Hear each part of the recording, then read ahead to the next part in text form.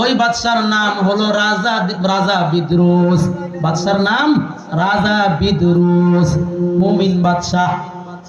ওই বাদশা যখন রাজকীয় সিংহাসনে বসছে, জনগণের মধ্যে তিনটা দল হয়ে গেছে। কয় দল? তিন দলের মধ্যে এক দল কয় কিয়ামত বলতে কিছু নাই, খাও দাও ভর্তি করো, দুনিয়াটা মস্ত বড়। দুই নাম্বার দল কয় কিয়ামত হবে, তবে দেহের মধ্যে না, রূহের মাধ্যমে হবে।